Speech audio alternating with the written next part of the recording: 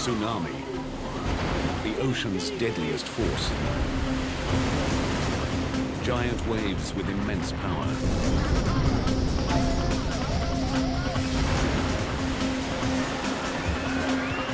Massive, unstoppable, deadly. A level of destruction that was, over hundreds of miles of the coastline. We'll travel the globe investigating some of the world's most devastating tsunamis.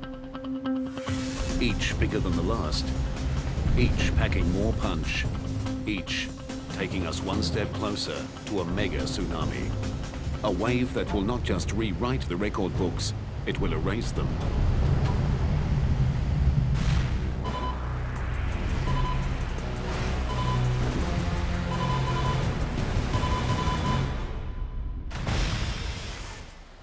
No coastline on the planet is truly safe from tsunamis. They're caused by massive displacements of water, triggered by the Earth's most powerful forces, earthquakes, landslides, and volcanic eruptions. As long as we have earthquakes on Earth and landslides, the various phenomena that create tsunamis, we're going to have tsunami waves. It's just a matter of time when the next one strikes. Tsunamis are dramatically different from the typical waves that constantly sweep across the planet. They can travel faster than 800 kilometers per hour. They can stretch for thousands of square kilometers across the ocean's surface. It's a good 15, 20 feet tall. Easy. They strike with huge mass and terrifying velocity. The most common method of gauging their height is run-up, the wave's highest point of impact on land. Each tsunami profiled here has a higher run-up than the last. Over 100 major tsunamis have struck in the past 100 years, killing hundreds of thousands and destroying billions of dollars of property. But they are not the biggest tsunamis to strike the planet. Scientists have found startling evidence that even larger waves have occurred in the past, mega tsunamis. These things have been described as culture-ending events. Experts believe that a mega tsunami lies in our future. To understand its power, scale, and potential, we'll first investigate 5 of the most destructive tsunamis of the past 60 years. Each has its own character, each has its own story, each brings us closer to a mega disaster.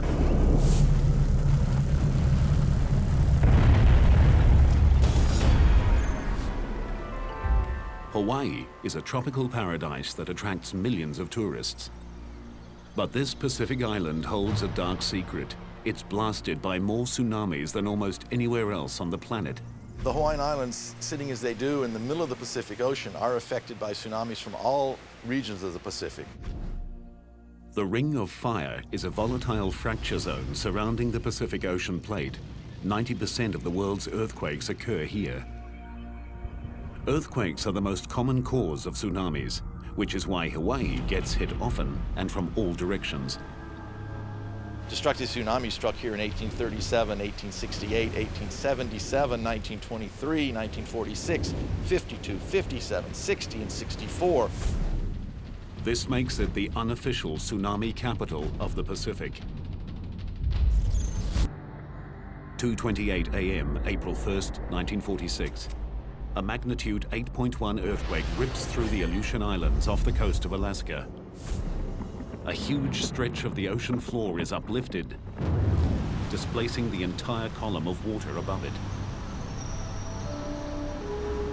A massive pulse of energy propels a wall of water, a tsunami, towards Hawaii at nearly 800 kilometers per hour.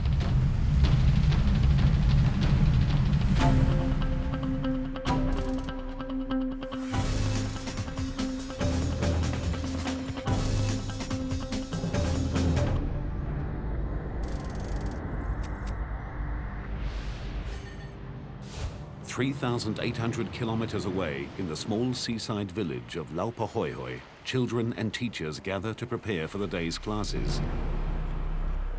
Marsu McShane is one of the teachers. We were in our cottages, and the Akionas who lived in that house that's no longer there knocked on our door and said, "Come see the tidal wave." At first glance, it's deceptively innocent. We looked over and the ocean sucked out, and then it came in a little bit more, like emptying a bathtub, and sucked out again. And we said, "This is a tidal wave? I don't think much of that." What Masu doesn't know is that tsunamis are not single waves. They move forward in what's known as a tsunami train, a group of waves of many different sizes. First waves are seldom the largest, so what appears to be insignificant is actually the precursor to something much, much bigger. And then it did it again. And this time, it went in further and sucked out more. And we thought, a twin tidal wave, how interesting and odd. As the water recedes, an extraordinary 152 meters, Masu and her roommates pose for a photograph. Masu stands captivated while a third wave approaches. Famous last words, I said, "I hope this will be a big one." And it kept coming. And that was the first time we ever thought to be afraid. As the tsunami approaches shore, it behaves like a giant train wreck. The front of the wave slows while the back continues to push. The wave's energy is compressed, forcing it to stand and lift out of the sea. This got bigger, and so we dropped the camera, ran inside. I can remember the water just crashed in the windows. The roof fell down. The wave tosses Masu like a rag doll, at first in towards the school, but then suddenly out towards the sea. And I knew I was going to die. Masu spends the next 9 hours clinging to debris before finally being rescued. She is the only lucky one. All of her roommates perish.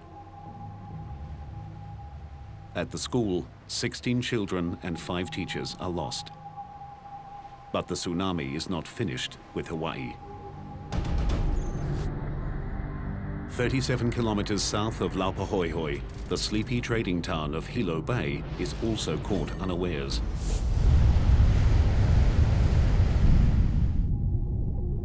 Here, the tsunami destroys nearly 500 homes and businesses, kills 96, and injures hundreds. Descriptions of the 1946 tsunami were that it came across the breakwater with the greatest of ease, just overcame it, and then washed across town. Other people describe seeing boulders blasted out as the water surged across. Walter Dudley is an oceanographer from the University of Hawaii in Hilo Bay. For more than 20 years, he's studied tsunamis. One of his most significant findings is that their destructive power is caused not just by the wave itself, but also by what's underneath them. Well, one of the things that makes them such an interesting phenomenon to study is that they are all different. And as they travel across the oceans, they're affected by the ocean floor along their tracks. So the waves are constantly being bent or refracted. And then as they come ashore, they are further altered. No two pieces of coastline are the same. Each has its own unique undersea topography that affects the waves differently. In Hilo, it is the natural rounded shape of the bay. You can think of a bathtub, and as little children get in a bathtub, they can slosh the water back and forth, and they quickly find out that there's a speed at which the water will really move. The first 2 waves to hit the bathtub-shaped Hilo Bay caused the water to slosh back and forth. When a 3rd wave arrived, it combined with the sloshing water to produce a larger and more destructive wave.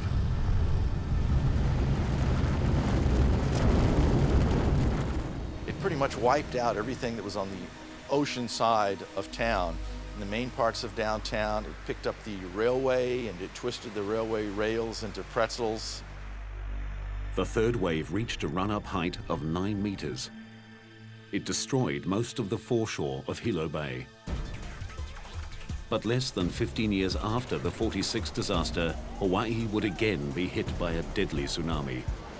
A wave bigger than the last that would defy logic and bring Hilo to its knees once more.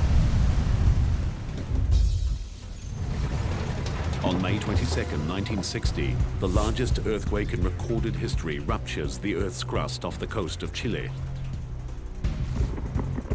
1,000 kilometers of the ocean floor is violently thrust up 20 meters, spawning a monster tsunami. It's so huge and powerful that it crosses the entire Pacific Ocean, slamming into Hawaii on the way.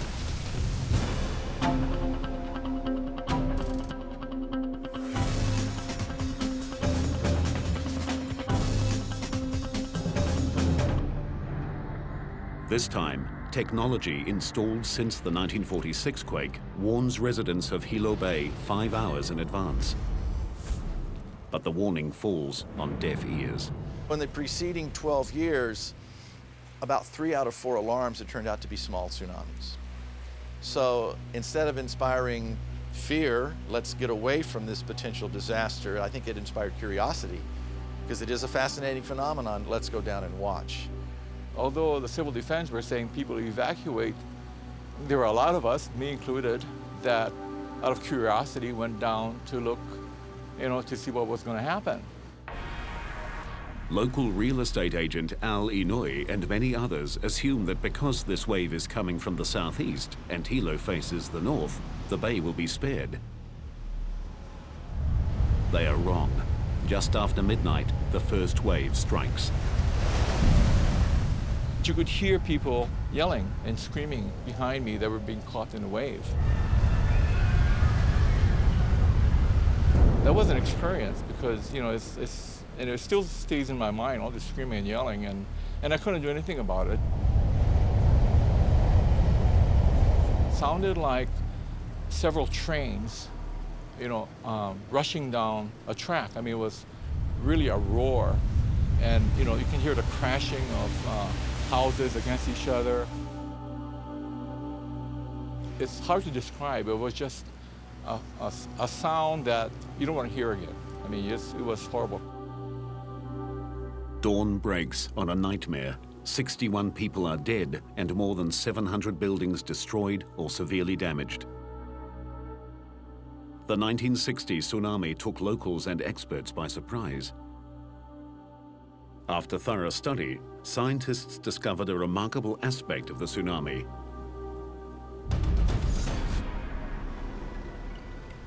As the wave reached the shallow water off the southeast coast of the island, the middle of the wave slowed, while the outside of the wave kept moving, causing the wave to wrap around the island.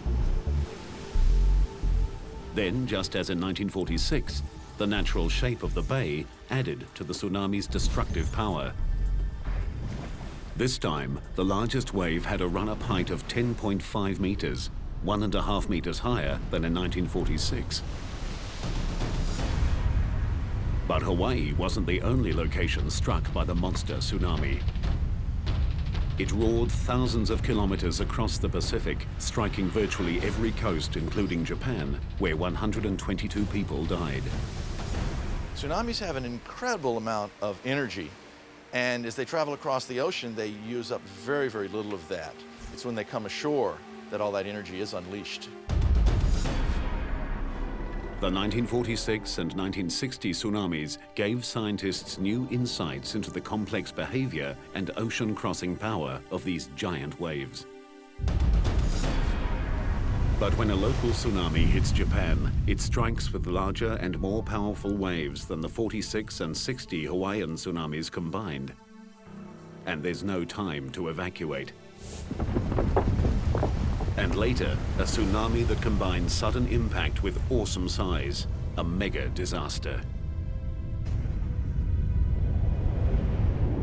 The 1946 and 1960 Hawaiian tsunamis had run-up heights of 9 and 10.5 meters. Shaped and intensified by the ocean floor and coastline, they smashed the island communities with unexpected force.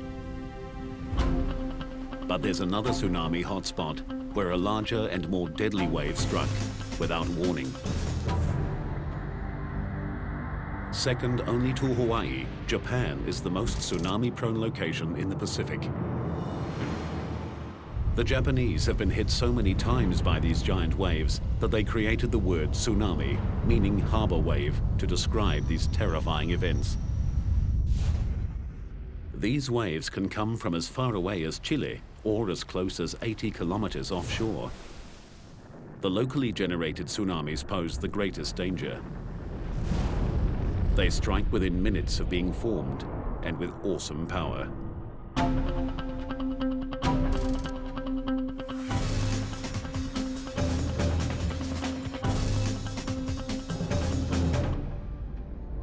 (10:17 p.m., July 12, 1993). A magnitude 7.8 earthquake rips the ocean floor off the coast of Hokkaido. The epicenter is only 80 kilometers from the tiny island of Okushiri and generates one of the biggest and most destructive tsunamis Japan has ever experienced. Fisherman Jiro Adachi from the village of Aonai knows about tsunamis. He survived one 10 years earlier that also hit Okushiri. When Jiro feels the earthquake, he knows a tsunami is probable.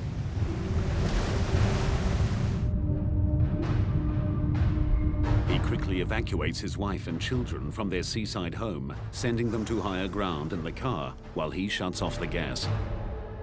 He moves swiftly, but not swiftly enough. Just 4 minutes after the quake, the first wave hits him with overwhelming force as it surges to an incredible 15 meters. It started to pull me back into the sea. I held on to something and thought that I must run to the mountain. Somehow, Jiro manages to find firm ground. He flees to the safety of a nearby hill. In a few terrifying minutes, the tsunami destroys 80 houses and fishing shacks. But the danger is not over. Out of the darkness, a second wave strikes. Homes, boats, cars and trucks, spared by the first wave, are smashed to pieces. Fires erupt as gas pipes burst. Aonai is under siege. Jiro and other survivors rush to the waterfront to help the injured. We heard people shouting for help. They were calling, "Help me, help me." I heard a lot of voices, women's voices and children's voices. Suddenly, amidst the cries for help, Jiro hears something that chills his heart. Suddenly I heard a familiar voice between wave breaks, so I shouted, "Achan, is that you, Achan?" And then I heard, "Daddy." I heard that from the darkness. His young daughter is somewhere in the raging sea. As Jiro's family fled, the tsunami's first wave rolled their car and hurled them into the ocean. Jiro dives into the turbulent waters.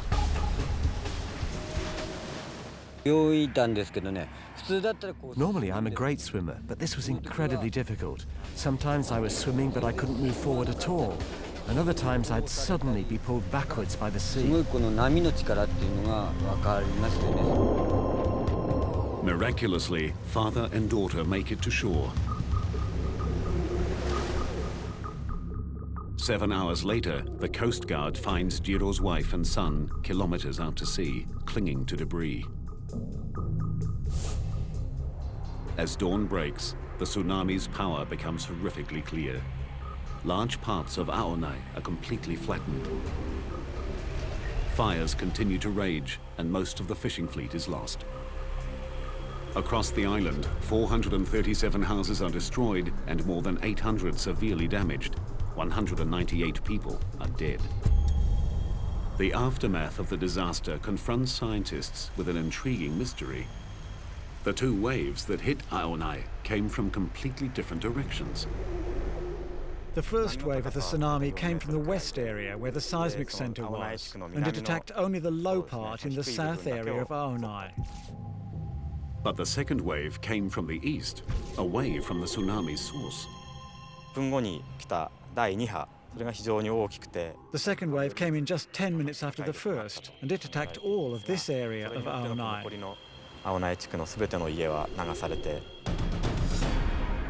The first wave that hit the west coast of Okushiri came directly from the source.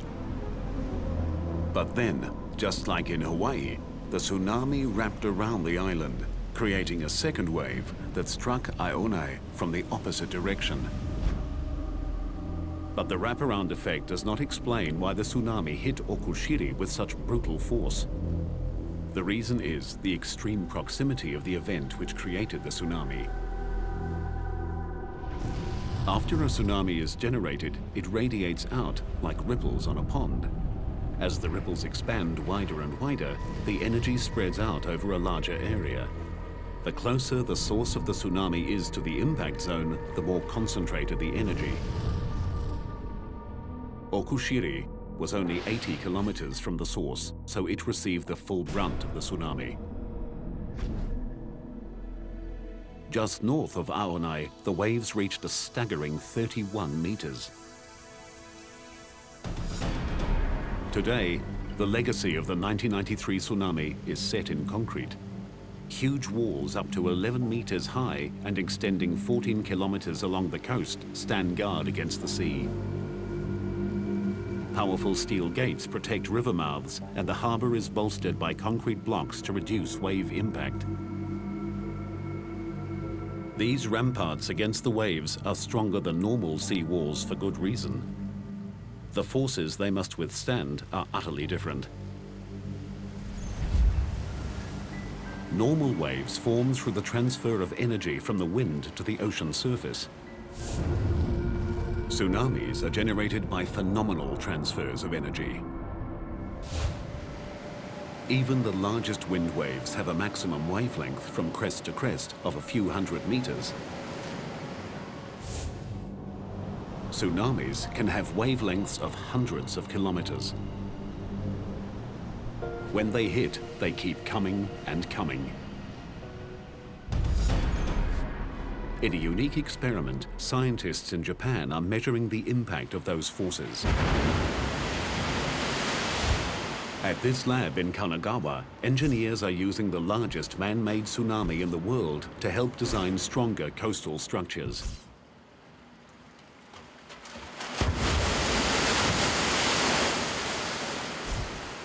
This machine can generate waves more than 3 meters high, propelling 300 cubic meters of water down a 180-meter long chute. The best thing is to know the characteristics of the power of tsunami in each situation and build buildings according to those characteristics. Taro Arikawa leads a team that measures the power of tsunamis under controlled conditions. This tsunami is only 2/3 of a meter high, but it strikes with 1 ton per square meter of power. To demonstrate what that kind of power can do, Arikawa puts himself in the wave's line of fire. Without the rope and harness, he'd be swept away by this miniature tsunami. Bigger tsunamis are even more powerful. This 2.4-meter wave hits with the force of 10 tons per square meter. Even after the initial impact, it continues to surge forward with a sustained pressure of 4 tons per square meter. The tsunami in Okushiri was much higher and hundreds of times more powerful. Scientists here believe their studies will translate into stronger and better engineered structures, capable of withstanding tsunami strikes.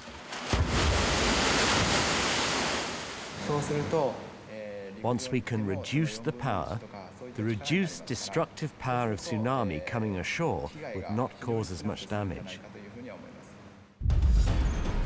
The Okushiri event shows how destructive a local tsunami can be. It strikes with undiluted power and too quickly to respond. But that disaster was eclipsed by a far bigger and more deadly tsunami. A wave generated by an earthquake so powerful it moved the entire planet. A wave that takes us one step closer to a mega disaster. The tsunami that hit Okushiri, Japan, came from just 80 kilometers away and reached a run-up height of 31 meters. It killed 198 people and destroyed most of the fishing village of Aonai. But it pales in comparison to the deadliest tsunami of modern times.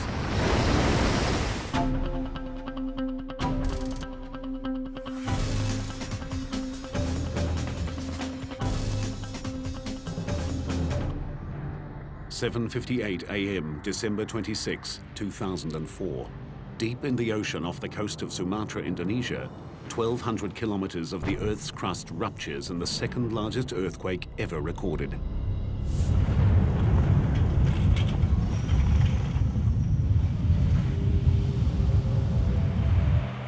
The 9.3 quake shatters buildings and destroys lives. But it is just a forerunner of an even more horrific disaster.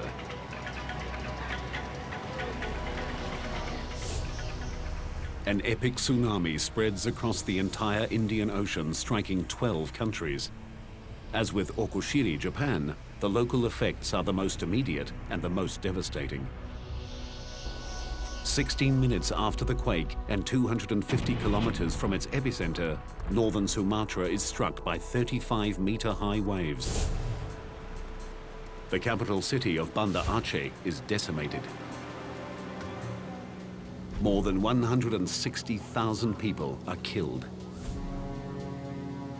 Coastal engineer Jose Borrero arrived in Banda Aceh 4 days behind the tsunami. I've seen hurricane damage, and I've seen some flood damage before, and I've seen a lot of tsunami after effects before also, but this definitely was the worst. What was amazing about it was the scale. 70% of all buildings in Banda Aceh are flattened. More than 70 kilometers of coastline show evidence of wave heights above 30 meters. It was a level of destruction that was over hundreds of miles of the coastline, the same level of destruction. So it wasn't just isolated pockets of areas that were wiped out, but the entire coast and then the entire city of Banda Aceh.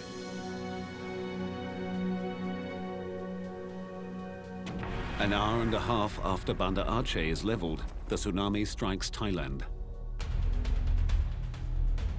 A wall of water swamps beachside villas, hotels, and villages. That wave is a good 15, 20 feet tall. Easy. Get in! More than 8,000 people die.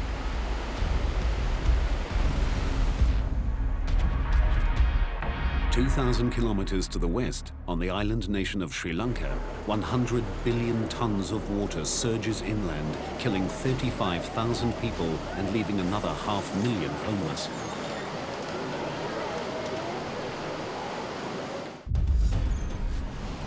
In all, nearly 230,000 people die in the most devastating tsunami in recorded history. The death toll higher than for all other major tsunamis in the past 300 years combined. The power of the earthquake that triggered the tsunami was staggering. The entire planet's sea level rose by 1/10 of a millimeter. Every spot on Earth moved at least 1 centimeter. As scientists struggle to comprehend the enormity of the event, a bizarre anomaly comes to light. One that took an additional tragic toll.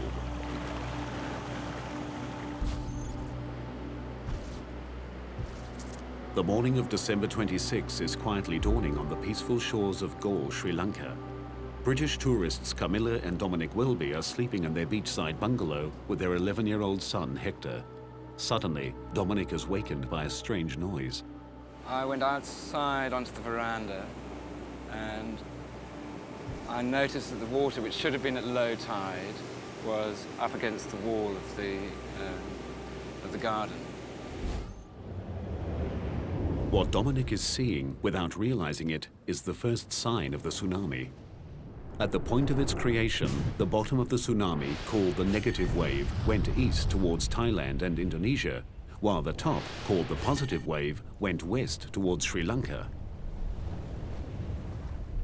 When the bottom of a wave arrives first, gravity sucks the water out, lowering the sea level. When the top of a wave arrives first, it comes like a flood. This is what the Welbys are experiencing. I didn't know what it was. And at that moment, the floor exploded. The tsunami rushes in, destroying the bungalow. The force of the water was phenomenal. You know, to be exploded out of your bed, you know, to feel a piece of furniture just be thrown up into the air and to be thrown off it and to have to jump it's just very weird. And to then be sucked out and tossed around like being in a washing machine. The couple grab their son and scramble into the bathroom. With each wave, with the intensity of each wave, it would fill up the shower cubicle completely. We would be swirling around underwater, trying to, regain our purchase on whatever we could find. As the waves continue to pound, the concrete walls of the bathroom begin to crumble. Hector is trapped under a large piece of concrete, struggling to keep his head above water. The idea of your child dying before you it's nothing worse. A third wave surges over Hector's head. He's seconds from death. But instead of drowning him, miraculously, it lifts the concrete slab off his foot and releases him. The wave that's caused so much death in this one instance is life-saving. But mostly, the peculiar behavior of tsunami waves proves deadly. Surging forward and sucking back, billions of tons of swift-moving water carry a dangerous mass of deadly projectiles, broken timber, glass, metal, and vehicles. The third wave turned Galle into one of the hardest-hit areas in the nation.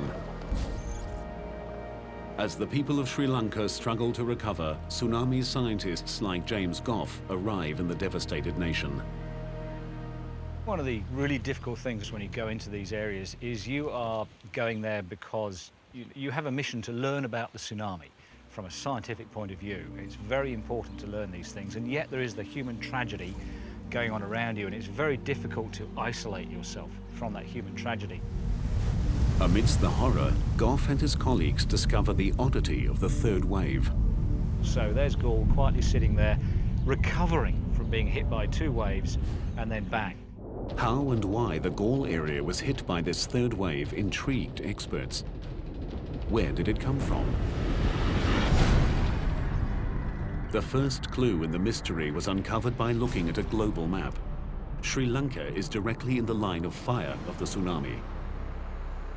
Sri Lanka was basically staring down the barrel of a loaded gun in a way. The second clue came only after careful analysis of the tsunami's unique behavior. So the tsunami wave goes all the way past Sri Lanka, heading off to the east coast of Africa. But on the way, whack, it hits into the Maldives, and a lot of the energy is reflected back from the Maldives, and the first place that hits is Galle. The tsunami was so powerful, its reflected energy carried a third wave 800 kilometers back across the Indian Ocean. In total, over 4,000 people died in the Galle region. The tragedy confirmed scientists' theories about the phenomenal reflective power of tsunamis. The Indian Ocean tsunami continues to provide scientists with complex and compelling new data, most of which is still being processed. It's really difficult to say right now what the Boxing Day tsunami taught us compared to what we didn't know before, because it's taught us so much. It taught us that we actually don't know a lot and that we have a lot more to learn. What the Welbys learned is that life is fleeting and precious. In appreciation for their survival and in recognition of the thousands that did not, they spearheaded a fundraising effort back home in England. To date, they've raised $25,000 for the people of Galle. Many mysteries about the Indian Ocean tsunami remain unanswered. One of the biggest questions is how the highest waves could possibly have reached a staggering run-up height of 35 meters. Far beyond what had been thought physically possible by an earthquake-triggered tsunami. But as huge as that tsunami was, it is not the biggest wave to strike in recent history. Landslides can trigger a different kind of killer wave, producing a tsunami of monstrous size. And scientists believe a mega tsunami looms in our future, a wave of such epic proportions that nothing like it has been seen since prehistoric times. The 2004 Indian Ocean tsunami unleashed a series of enormous and deadly waves that had run-ups of 35 meters.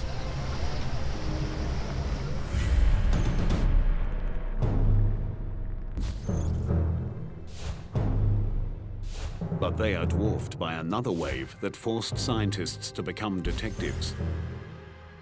What they discovered was a new kind of tsunami, one of unimaginable size and power.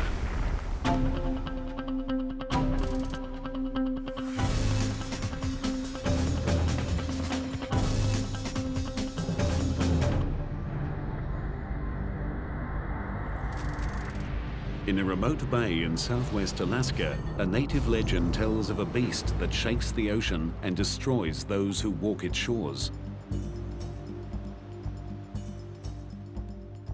In 1958, a local fisherman came face to face with that beast, a mysterious wave more than twice the height of the Golden Gate Bridge. The story of this incredible phenomenon began 5 years earlier, with 2 American geologists on assignment in remote Lituya Bay, Alaska. We were in the bay mapping the geology and primarily interested in the stratigraphy because of the oil potential of that part of the Gulf of Alaska. They didn't find any oil, but they did find one of the scientific mysteries of the century. George Plafka was one of the scientists.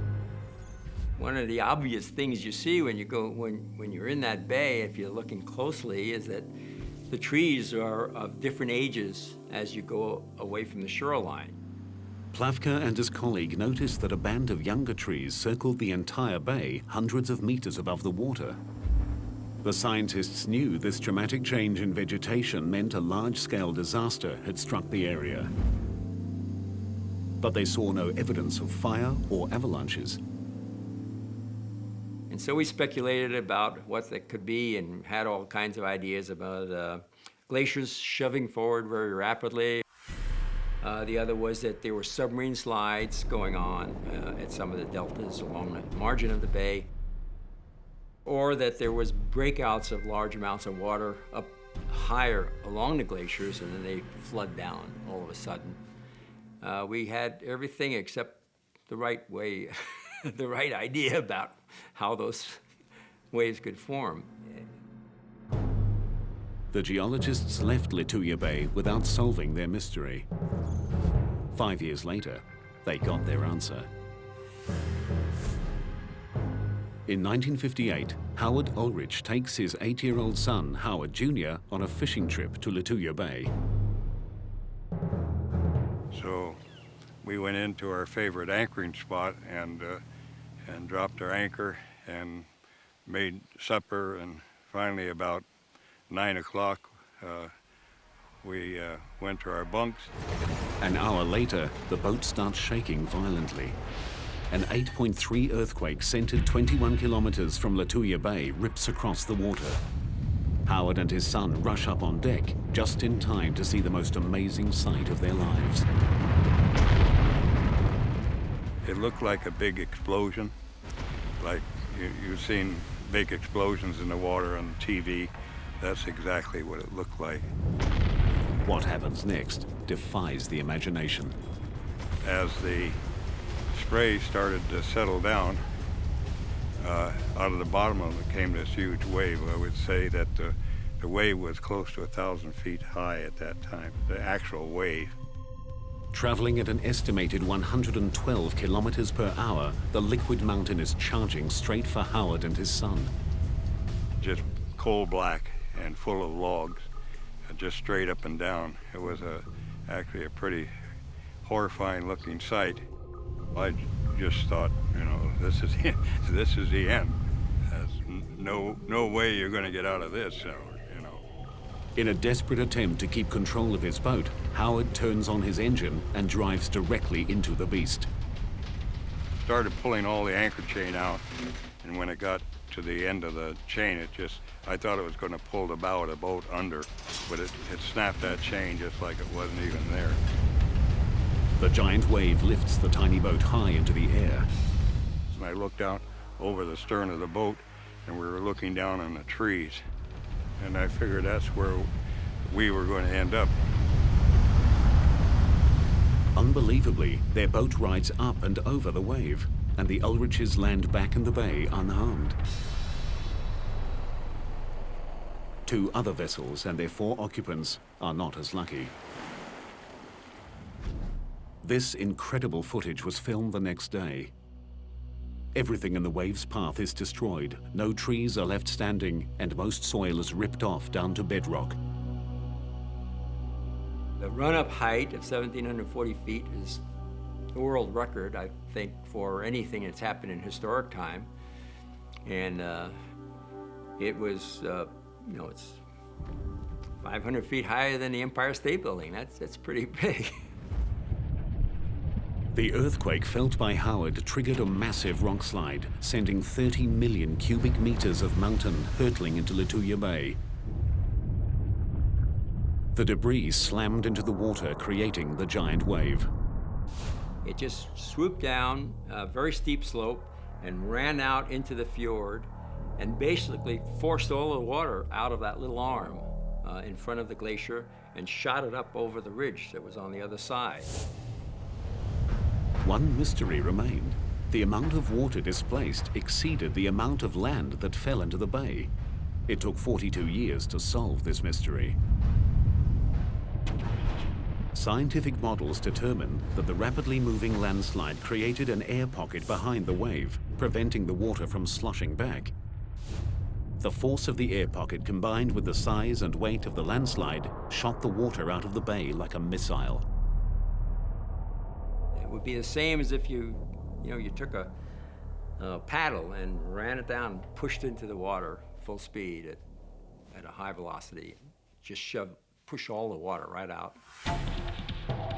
The effects of the giant Lituya Bay wave remain clearly visible today. The event rewrote the history books and changed our understanding of tsunamis forever. Landslides can and do produce waves far larger and more destructive than ever thought possible. Lituya Bay's desolate location limited the damage caused by the giant tsunami. But should an even bigger landslide-generated wave strike a major city, the result will be a mega disaster.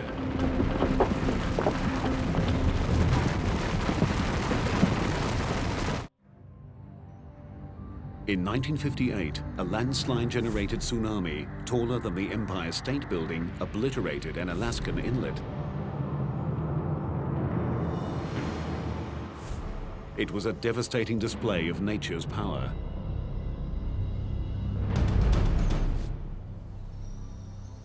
But across the Pacific Ocean, on the gentle slopes of Oahu, Hawaii, scientists have uncovered evidence of a potential disaster that would dwarf the Indian Ocean and Lituya Bay tsunamis combined. It's almost incomprehensible, the scale, the enormity of these things. It would be quite a view. Gerard Fryer is a geophysicist from the University of Hawaii.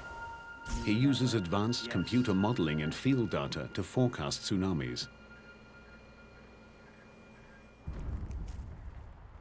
His research has uncovered a potential wave so big that even the best laid evacuation plans may not be enough. These things have been described as culture-ending events. The state would essentially be knocked back to the Stone Age. This mega tsunami would combine the dizzying height of a landslide-triggered wave with a tsunami that strikes a densely populated landmass, in this case, Hawaii.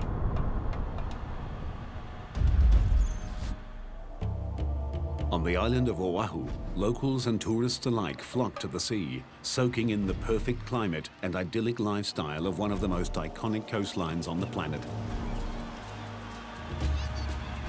But in our scenario, everyone is oblivious to the fact that less than 480 kilometers to the east, a disaster of biblical proportions is about to strike.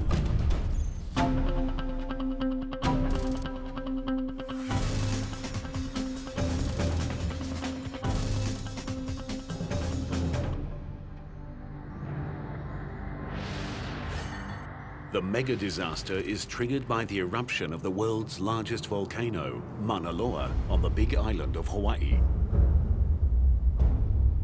In the case of Mauna Loa, and that's the 800-pound gorilla here, that's the big volcano that we have to worry about.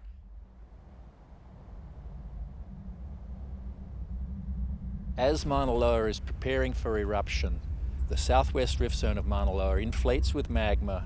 The entire mountain swells, which means that the outer slopes get steeper. There are probably a succession of small earthquakes, and then maybe a big earthquake that shakes loose this very steep western flank of the volcano.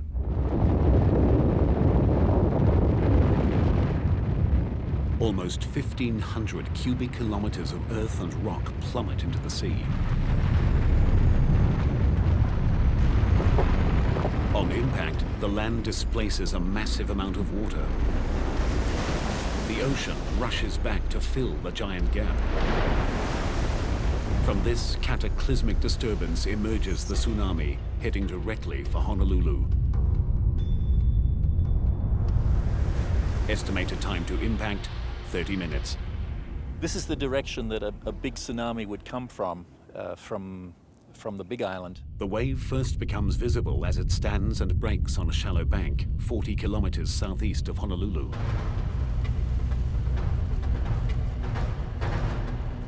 You'd see the sea rear up in front of you. It would be huge. It would rise up above you the size of a building, the size of a 10-story building. Surging inland at up to 70 kilometers per hour, the tsunami slams Honolulu.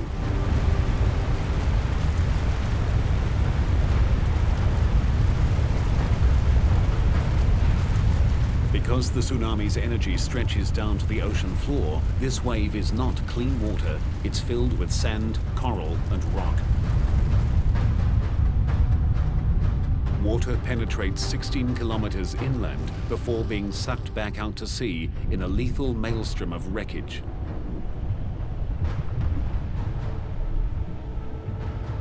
It annihilates nearly everyone and everything in its path.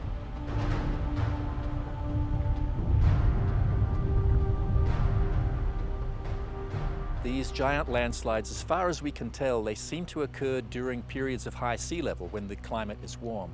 Quite why that is, we don't know. But we are in a warm period right now with high sea level. So we should expect something like this within the next 10 or 20,000 years.